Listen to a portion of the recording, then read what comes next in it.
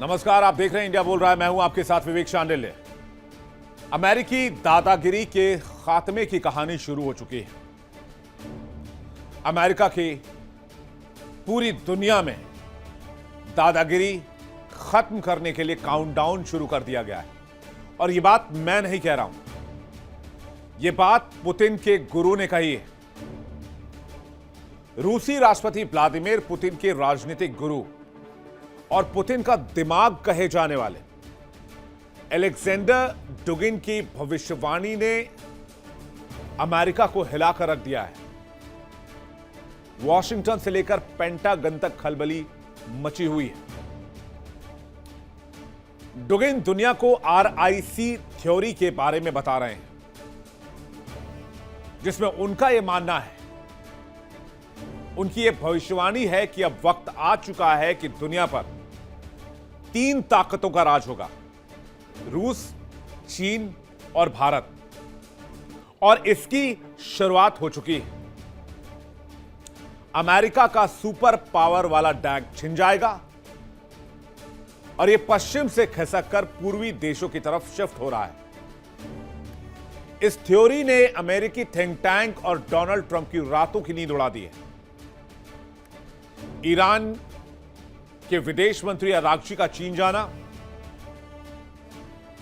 Donald Trump का Jinping से मिलना और फिर पुतिन जिनपिंग की महामुलाकात, और उसके बाद सितंबर में ब्रिक्स समिट में इन तीनों नेताओं का जमावड़ा, यह सब कुछ इसी नए ग्लोबल अलायंस, ग्लोबल ऑर्डर की तरफ इशारा कर रहे हैं,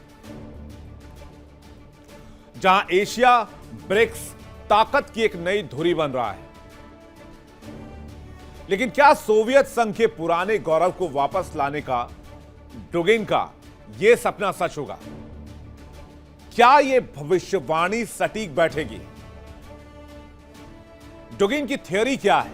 वो किस आधार पर यह दावा कर रहे हैं? वो कैसे कह रहे हैं कि दुनिया की ताकत अब 3 देशों के हाथ में होगी, स्पेशली ब्रिक्स के हाथों में होगी? अमेरिकी दादागिरी के खत्म होने का दावा कैसे किया गया है? अलेक्जेंडर डुगिन की भविष्यवाणी का फैक्ट चेक क्या है? वास्तविक स्थिति क्या है? अमेरिका की हालत क्या है? ब्रिक्स के पास कितना कंट्रोल है? और क्या ब्रिक्स करेंसी डॉलर को चैलेंज देने के लिए रेडी हो चुका है? और क्या यही वक्त है अमेरिका के सूर्यास्त का? जानेंगे इस खबर को डिटेल से, एक एक पहलू समझेंगे और उसके बाद करेंगे सबसे इंटरेस्टिंग डिबेट दुनिया भर के मेहमानों के साथ।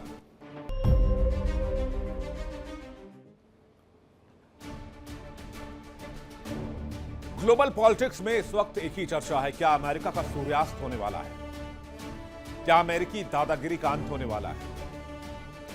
क्या सुपर पावर का जो ताज 250 सालों से अमेरिका के सिर पर है, वो छिनकर अब एशिया की धरती पर आने वाला है? यह सवाल दुनिया की फिजा में इसलिए है क्योंकि यह दावा किसी आम इंसान की तरफ से नहीं आया है। यह दावा आया है रूसी राष्ट्रपति व्लादिमीर पुतिन के गुरु की तरफ से, यानी पुतिन के ब्रेन की तरफ से। यह दावा उस शख्स ने किया जिसे रूसी राष्ट्रपति व्लादिमीर पुतिन का दिमाग और राजनीतिक गुरु कहा जाता है, जिनका नाम है अलेक्जेंडर डुगिन। डुगिन ने एक ऐसी भविष्यवाणी की है जिसे पेंटागन से लेकर व्हाइट हाउस में हड़कंप मचा हुआ है। हालांकि इस भविष्यवाणी की पूरी सच्चाई भविष्य के गर्भ में है, लेकिन अमेरिकी गलियारों में, खासकर डोनाल्ड ट्रंप एंड टीम में, महासाम्राज्य के ढहने का डर साफ साफ नजर आता है। पुतिन के गुरु डुगिन की भविष्यवाणी क्या है, पहले यह देखते हैं, फिर बाद में करेंगे इस भविष्यवाणी को फैक्ट चेक, यानी तथ्यों के आधार पर, कसौटी पर कसा जाएगा इस बयान को। आइए देखते हैं। पुतिन के राजनीतिक गुरु अलेक्जेंडर डुगिन ने बहुत बड़ी भविष्यवाणी की। एक समय था जब पश्चिमी देश पूरी दुनिया के नियम तय करते थे, यह डुगिन ने कहा। और अब रूस और चीन अमेरिका के प्रभाव को चुनौती दे रहे हैं। अगर भारत भी शामिल हो जाता है तो दुनिया में 4 ध्रुव होंगे। यूएस पतन की तरफ जाएगा, चीन का उभार होगा, चीन का सैटेलाइट देश बन सकता है रूस, भारत और चीन मिलकर एक गुट बना लें जिसे आरआईसी का नाम दिया जाए और यही दुनिया के नियम तय करें। लेकिन यह एक ऐसा नाम है जिनकी तरफ से भविष्यवाणी आया, इनकी भविष्यवाणी को हल्के में नहीं लिया जा सकता। अलेक्जेंडर डुगिन एक ऐसा नाम, रूस का एक ऐसा रणनीतिकार जिनके विचारों की छाया पुतिन की हर बड़ी विदेश नीति पर दिखाई देती है, पुतिन के तौर तरीकों पर दिखाई देती है, पुतिन के फैसलों पर दिखाई देती है। अगर आप इनको पुतिन का ब्रेन कहें तो भी गलत नहीं होगी। डुगिन की लिखी रणनीतिक किताबें रूसी सेना और वहां की खुफिया एजेंसी केजीबी के नए अधिकारियों को ट्रेनिंग के दौरान पढ़ाई जाती है। इससे आप डुगिन के कद का अंदाजा लगा सकते हैं। इसलिए जब डुगिन ने वैश्विक मंच पर भविष्यवाणी की तो इसका असर बहुत व्यापक हुआ। कूटनीति के जानकार यह समझ गए कि यह सिर्फ एक विचार नहीं बल्कि क्रेमलिन के आने वाली सालों का एक ब्लूप्रिंट है। अब आपको पुतिन के गुरु अलेक्जेंडर डुगिन का वो बयान सुनवाते हैं जिसमें वो पावर बैलेंस को शिफ्ट होने की बात बता रहे हैं, जो वेस्ट से शिफ्ट होकर एशिया की तरफ आ रहा है। Grown accustomed to the feeling of absolute control over the world. It alone set the rules in politics, economics, technology, information, ethics, culture, and art. If India truly steps up, and the preconditions are already there, the world will have 4 poles. Western leaders will then have to negotiate not with 2, but with 3 mighty centers of power. Together with China, Russia is drawing one clear, bold red line. The world will be multipolar, or it will not exist at all. डुगिन के ऐलान ने साफ कर दिया कि अमेरिकी हुकूमत के दिन गिने चुने बचे हैं। उनके खात्मे की काउंटडाउन की शुरुआत हो चुकी है। डुगिन की सनसनीखेज भविष्यवाणी की असली रीढ़ है आरआईसी की थ्योरी। डुगिन का तर्क बेहद सीधा है और स्पष्ट है। उनका कहना है कि अमेरिकी डॉलर और उसकी सैन्य ताकत के दम पर चलने वाली दुनिया अब मल्टीपोलर हो चुकी है। अब यह दुनिया बाइपोलर नहीं रही है कि अमेरिका जो कहेगा वही होगा। आज की तारीख में कोई एक देश पूरी दुनिया का थानेदार नहीं बन सकता है। अब यह थ्योरी क्या है और क्या सच साबित होगी यह थ्योरी? आरआईसी मतलब रशिया, इंडिया और चाइना, 3 ऐसे ग्लोबल पावर, ऐसी शक्तियां जो एक मंच पर आ जाएं तो राष्ट्रपति ट्रंप की दिल की धड़कनें बढ़ जाती हैं। याद कीजिए ट्रंप का वो बयान जब ये तीनों नेता एससीओ समिट में मिले थे और तब ट्रंप ने कहा था कि ऐसा लगता है कि हमसे एक दोस्त दूर चला गया है। यह बयान पीएम मोदी के बारे में था। यानी ये तीनों महाशक्तियां एक मंच पर आ जाएं तो यूरेशिया की धरती से एक ऐसा अजैब ब्लॉक बनेगा जिसके सामने पश्चिमी देशों और नेटो घुटने टेकने पर मजबूर होगा। जरा सोचिए, रूस की असीमित सैन्य ताकत, परमाणु ताकत, चीन की विशालकाय आर्थिक, मैन्युफैक्चरिंग और सैन्य ताकत, भारत का दुनिया का सबसे बड़ा बाजार, भारत का मैन्युफैक्चरिंग पावर और लीडरशिप और आर्थिक रफ्तार, जीडीपी, ये सब मिल जाएं तो वैश्विक फैसलों का केंद्र वॉशिंगटन नहीं रहेगा। वॉशिंगटन से शिफ्ट होकर यह केंद्र एशिया की तरफ आ जाएगा और दुनिया को अमेरिका और डोनाल्ड ट्रंप के सनकीपन से छुटकारा दिलाया जा सकता है। इसी फॉर्मूले की बात कर रहे हैं डुगिन। अब यह भविष्यवाणी सच होगी नहीं होगी यह तो वक्त बताएगा, लेकिन फॉर्मूला एकदम सटीक है। अमेरिका के राष्ट्रपति डोनाल्ड ट्रंप को इस महासाम्राज्य के धराशायी होने का डर अंदर ही अंदर है। इसलिए डोनाल्ड ट्रंप ईरान जाते हैं, ईरान पर अटैक करते हैं, दुनिया भर की इकोनॉमी को झकझोरते हैं, स्लो डाउन करते हैं, ईंधन के लिए दुनिया के अलग अलग देशों को परेशान करते हैं, फिर कहते हैं America first, make America great again. ये हमला, ये नारे यूं ही नहीं है। अमेरिका को अच्छी तरीके से मालूम है, अगर आज की तारीख में ब्रिक्स करेंसी का उदय हो गया और ब्रिक्स देश ही ब्रिक्स करेंसी में व्यापार करने लगे, तो अमेरिका के ऊपर मौजूदा कर्ज और घटती डॉलर की साख अमेरिका की ताकत को तोड़ देगी। डुगिन की भविष्यवाणी के मुताबिक सुपर पावर का टैग शिफ्ट होता है, तो इसमें सबसे बड़ा फायदा रूस, चीन और भारत को मिलेगा। अब अलेक्जेंडर डुगिन के बारे में मैंने आपको बताया कि वो राष्ट्रपति पुतिन के ब्रेन हैं। डुगिन को अक्सर पुतिन का राजनीतिक गुरु माना जाता है। 1962 की बात है, मॉस्को में एक सोवियत सैन्य खुफिया अधिकारी के परिवार में इनका जन्म हुआ। न्यू यूरेशियावाद विचारधारा का मुख्य सिद्धांतकार माने जाते हैं। सोवियत संघ के पुराने गौरव को फिर से हासिल करना इनका सपना, और यही सपना पुतिन का भी है। डबलिन, यूरोप से लेकर व्लादिवोस्तोक तक विशाल रूसी साम्राज्य का निर्माण चाहते हैं डुगिन। 2022 में यूक्रेन पर हुए रूसी आक्रमण के पीछे डुगिन के विचारों का बड़ा प्रभाव रहा। अमेरिका और पश्चिमी देशों के धुर विरोधी हैं और अखंड भारत के विचार और भारत की सांस्कृतिक आध्यात्मिक ताकत से ये काफी प्रभावित हैं। जैसे कि ये यूएसएसआर को एक करना चाहते हैं, वैसे ही अखंड भारत का सपना भी देखते हैं।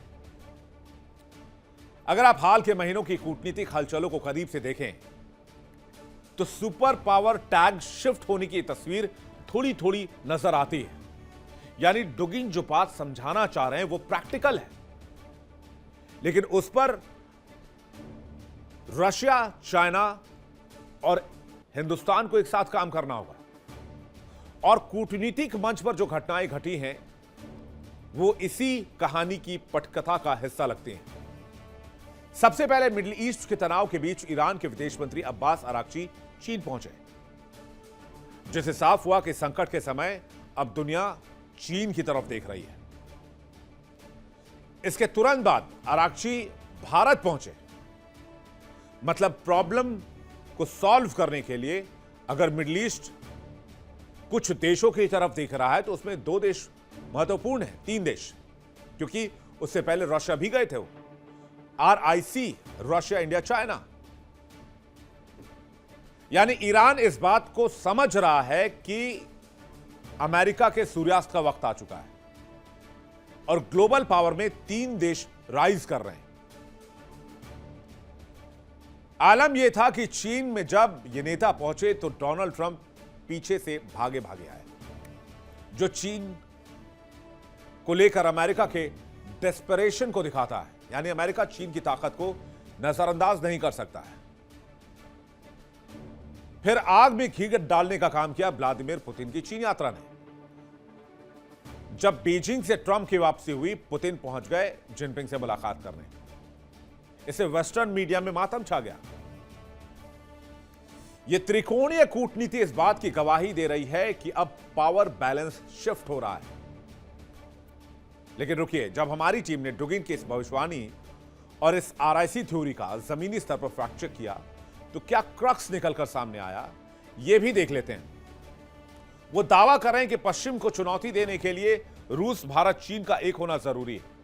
हकीकत यह है कि भारत किसी भी पश्चिम विरोधी आधिकारिक गुट का हिस्सा नहीं है। यानी कि RIC नाम का कोई गुट नहीं। अभी ब्रिक्स है, ब्रिक्स में RIC है, लेकिन भारत की विदेश नीति हमेशा से गुट निरपेक्ष रही है। डुगिन ने दावा किया कि अमेरिका और पश्चिम का पतन, यह मल्टीपोलर व्यवस्था का उदय होगा। लेकिन हकीकत यह है कि आज की तारीख में दुनिया बाइपोलर रही है। अमेरिका के हिसाब से चीजें चलती रही क्योंकि डॉलर की मोनोपोली पूरी दुनिया में, डॉलर का वर्चस्व है। डुगिन ने दावा किया कि भारत यूरेशियन टेंट और पुतिन का मुख्य भागीदार है। लेकिन हकीकत यह है कि भारत ग्लोबल साउथ का नेतृत्व करता है और पूर्व और पश्चिम में संतुलन की बात करता है। अलेक्जेंडर डुगिन की यह भविष्यवाणी आंशिक तौर पर सच नजर आती है और प्रैक्टिकली पॉसिबल भी है। कि दुनिया अब सिर्फ वॉशिंगटन के इशारों पर नहीं चलने वाली है, और इसमें यूरोप भी है। यूरोप के कई देश अमेरिका के इशारे पर नहीं चलना चाहते हैं। ब्रिटेन, फ्रांस, इटली, जर्मनी, कई ऐसे देश हैं, पावरफुल देशों की बात की जाए यूरोप से तो। यानी जो बात डुगिन कह रहे हैं कि दुनिया मल्टीपोलर हो चुकी है, बात सही है, लेकिन इस नई दुनिया में भारत को और चीन को अपनी भूमिका स्पष्ट करनी पड़ेगी, तब जाकर डुगिन की भविष्यवाणी सच साबित हो सकती है आने वाले कुछ सालों में या 1-2 दशक में। तो क्या डुगिन जिस तरफ इशारा कर रहे हैं वो मुमकिन है? बातचीत करने के लिए मेहमानों का एक बड़ा पैनल इस वक्त हमारे साथ जुड़ रहा है। लेफ्टिनेंट जनरल संजय कुलकर्णी हमारे साथ जुड़ रहे हैं, रक्षा विषय के बहुत स्वागत है आपका। ब्रिगेडियर शारदेंदु, रक्षा विषय के बहुत स्वागत है आपका। पवन कुमार हमारे साथ जुड़ रहे हैं, वरिष्ठ पत्रकार, बहुत स्वागत है आपका। अखिल पराशर चीन से जुड़ रहे हैं, सीनियर जर्नलिस्ट हमारे साथ लाइव, बहुत स्वागत है आपका।